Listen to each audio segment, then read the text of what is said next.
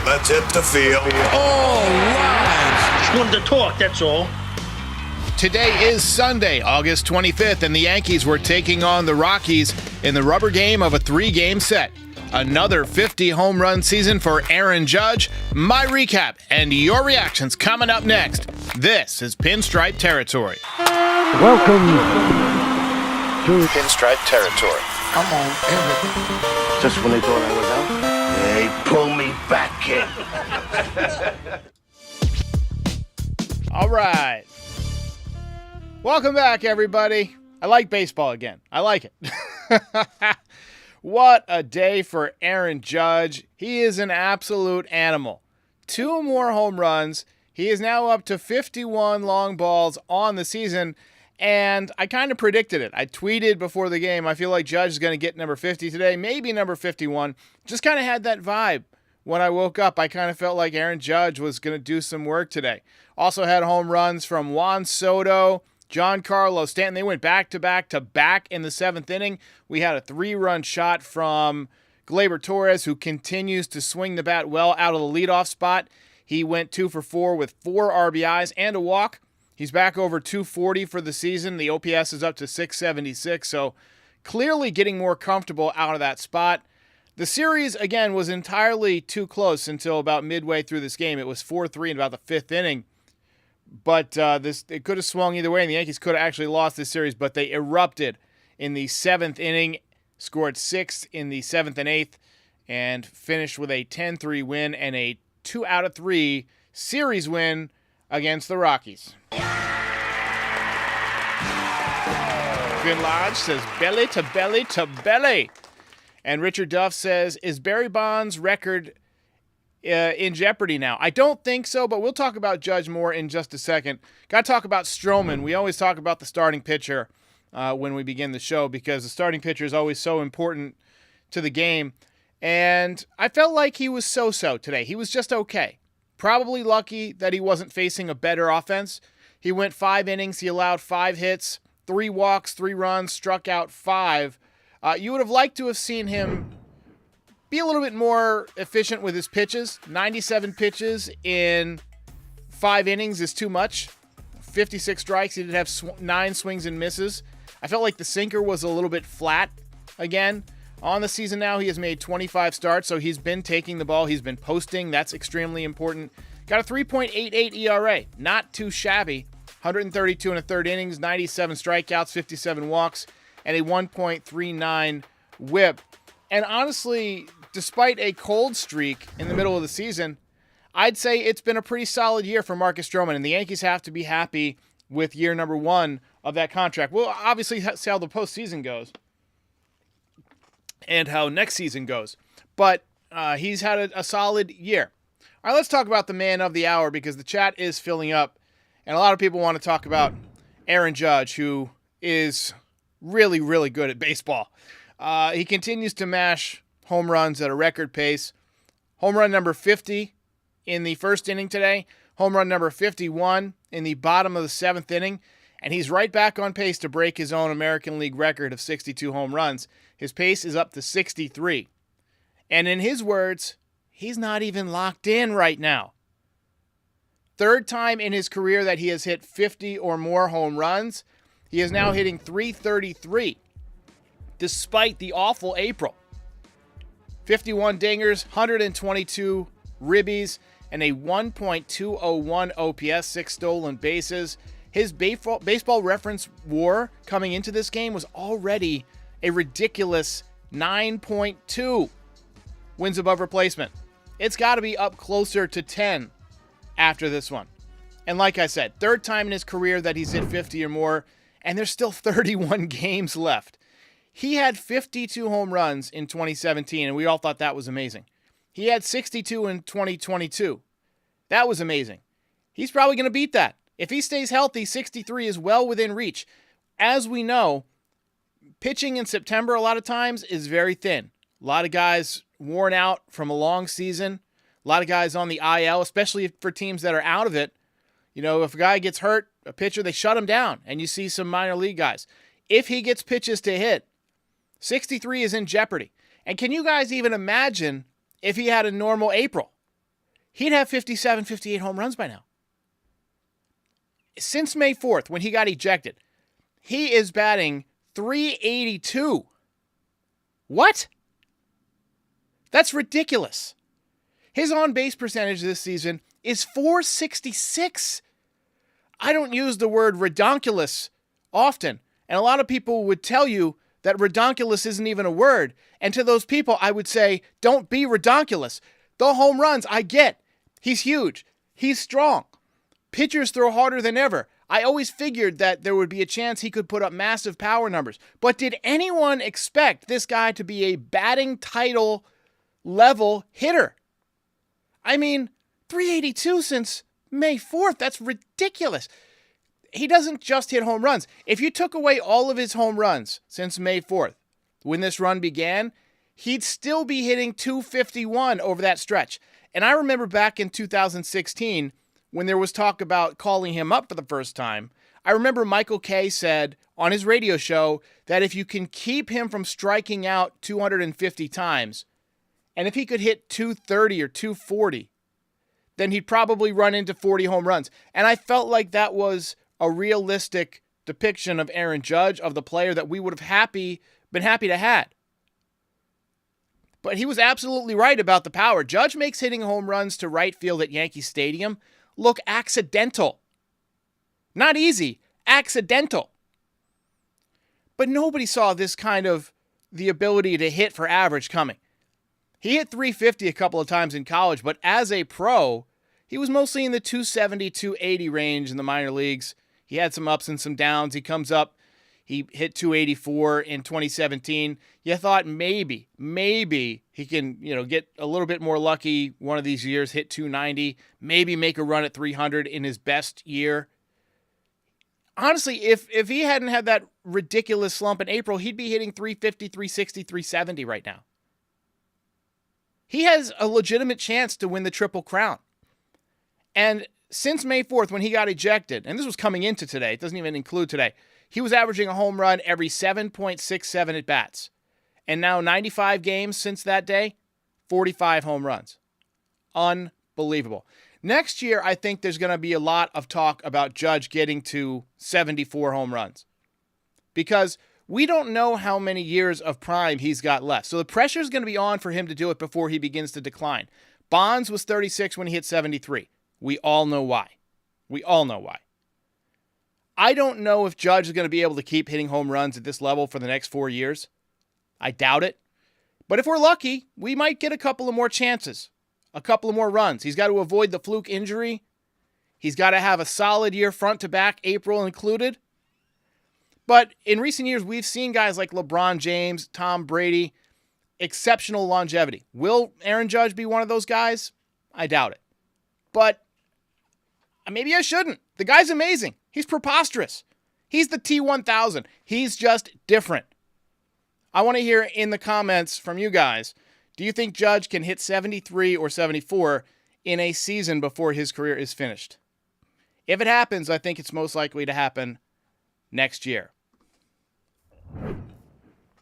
Yankees play the Nationals next. 3-game set in Washington, and then a day off on Thursday before they come back home to play the Cardinals on Friday night. I don't love the matchup with the Nationals, honestly, because they steal so many bases. Neither one of our catchers excels at throwing base runners out, so I suspect that the Nationals are going to run wild on the bases. Best way to counter that is to keep them off the bases in the first place. We got to have the pitchers step up in this series. And, you're looking for strikeouts. You're looking for easy outs. You want to keep them off the base paths.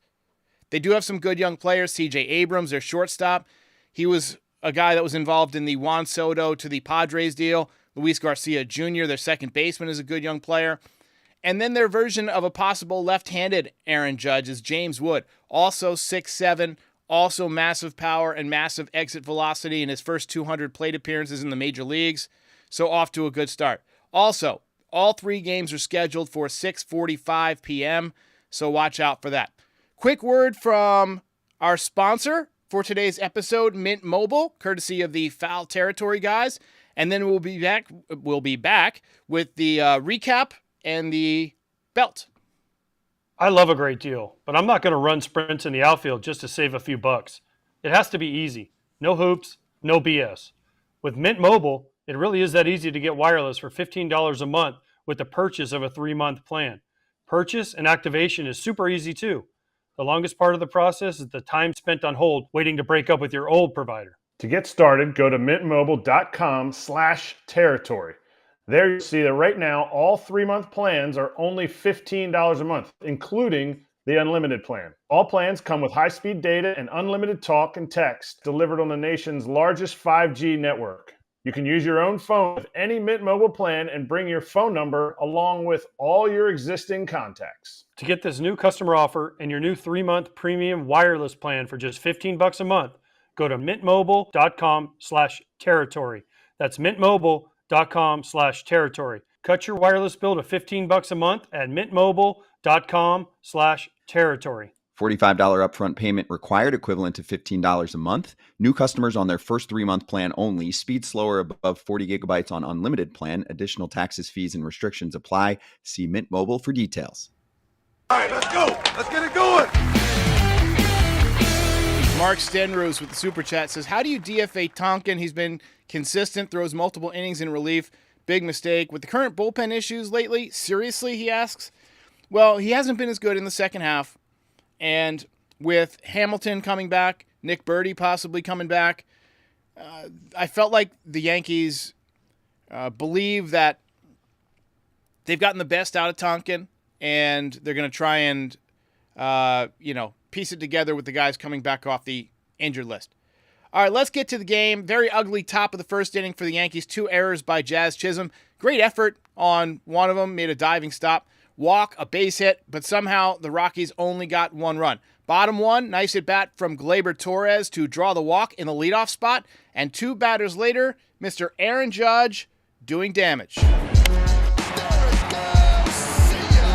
Number 50. Home run for Judge.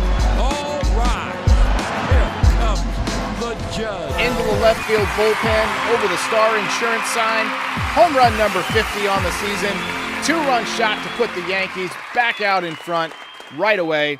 3rd time in his career I mentioned that he's hit 50 home runs in a season. And if you just tuned in, we have some breaking news. Aaron Judge is good. Yankees strung together 4 hits in the bottom of the second, including RBI singles by Gleyber Torres and Juan Soto. Both of those guys had great days. Rockies chipped away, though. RBI single by Drew Romo in the 4th, another RBI double in the top of the 5th. Stroman was done after 5 innings, 5 hits, 3 runs, 3 walks, 5 strikeouts. Like I said, just so-so today.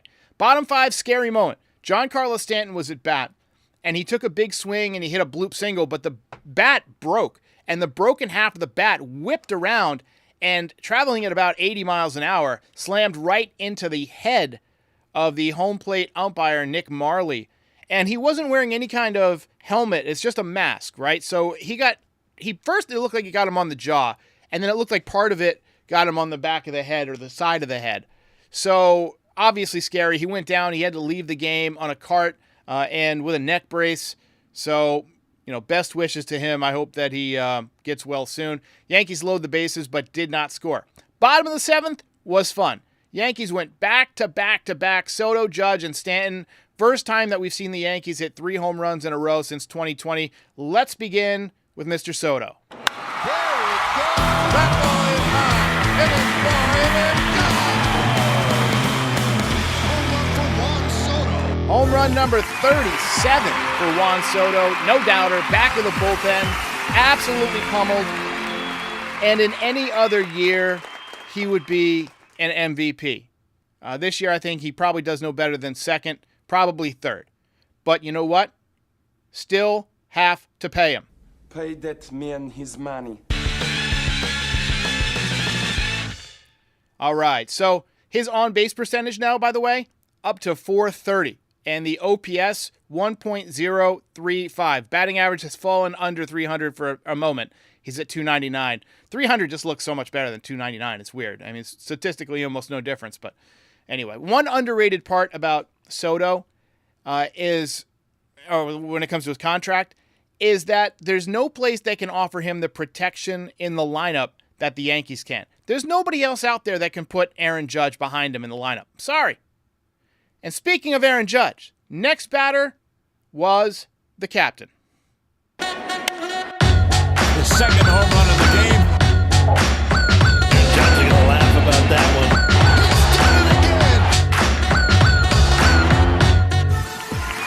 Second home run of the game for Aaron Judge. 51 on the season. I'm glad he did it at home. You did the last time. I'm glad that he didn't do it against the Nationals or whatever. And I just don't have anything left to say about the man other than he's superhuman.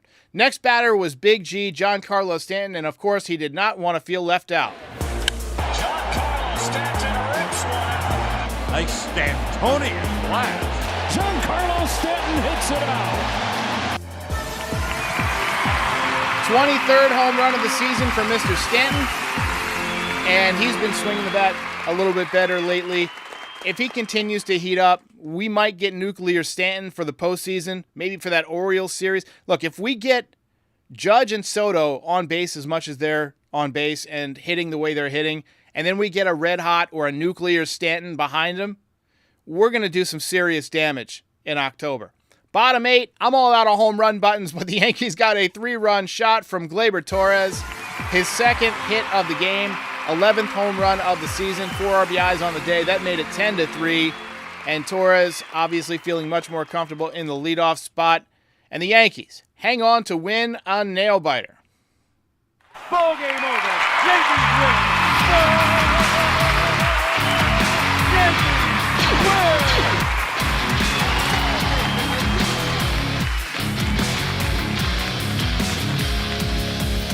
You're a winner. All right.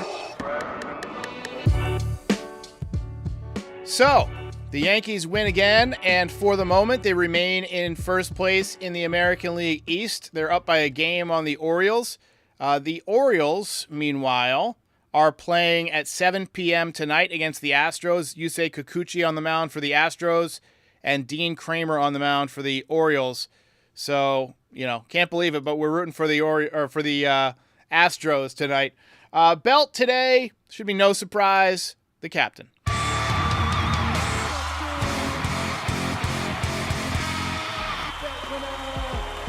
All right.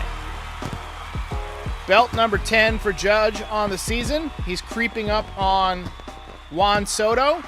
We'll take a quick look at the belt leaders as we get one more super chat here. D's channel says, Torres has been consistent lately. Got to give him his flowers. Absolutely. He's been getting on base a ton. I think he feels comfortable in the leadoff spot.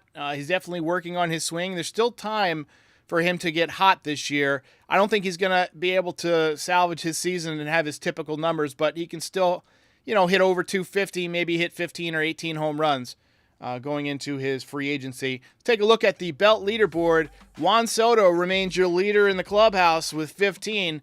Aaron Judge is 10. It's hard to believe that Soto's got 5 more than Judge, given, the ability of Judge and the season he's having. Juan Soto, a lot of this came in April. He carried the Yankees in April. Luis Gil and Carlos Rodon, both with 8 belts. Oswaldo Cabrera with 6. He's quietly had a good year. And then a lot of 3s and 2s. But there are your belt leaders for the season. All right. Val and NY says, Soto, you can't leave this team. You're having so much fun that you won't have anywhere else. Look, you can buy a lot of fun with $600 million. Jack Amir says, update Martian call-up. I haven't seen anything about the Martian getting called up. I think he'll be back up in September. But he's been stinging the ball pretty well since he got sent back down to the minors. I'll put up his numbers on the screen real quick. Hang on just a second. So this year in AAA, hitting, or actually all through the minors, because some of this was a rehab, 309 with 8 home runs and 27 ribbies, 13 stolen bases. And Verdugo started swinging the bat a little bit better just in time, I think, to avoid being completely replaced. But if you look at the last several games for Dominguez, as we scroll down, he's had some multi-hit games. He's been heating up 4 hits, 1 hit, 2 hit, 2 hit with a home run, and then yesterday 0 for 4. But we'll see him before too long. He's coming. He'll be here. Just might have to be a little bit patient. And he's going to take off when he gets here, but probably not till September. Clay says, interesting to finally see Verdugo hitting a little bit. It's like these guys finally start to turn it on a little bit when they know they're in real trouble of being replaced in the lineup. You know?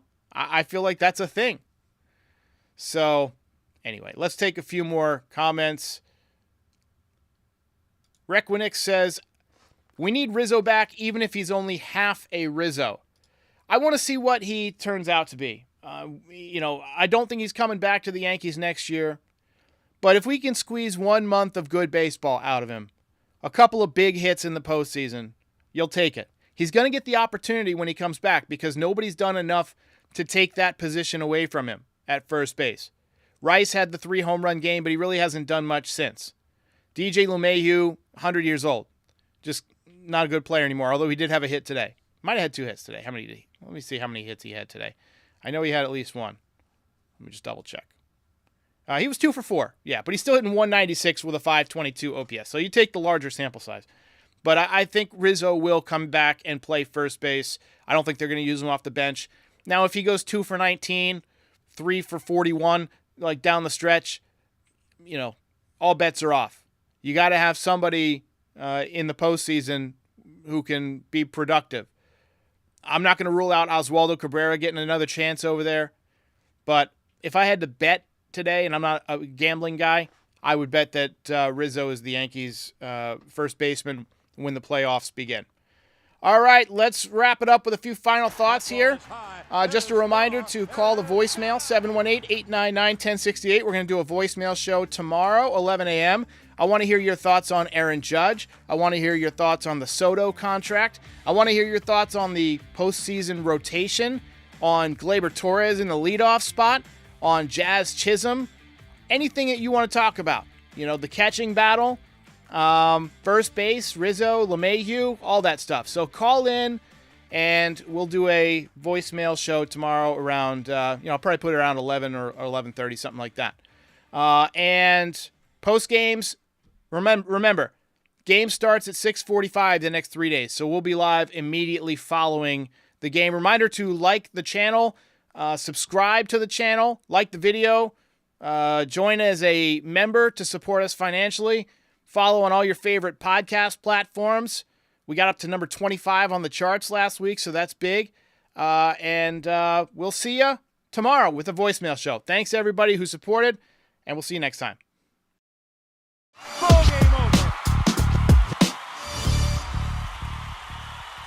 If you enjoyed this video, please drop a like and give us a subscribe. It helps other Yankees fans find the channel. We're also on all your favorite podcast platforms and social media. Join the community, have some fun. We're here after every game. This is Pinstripe Territory.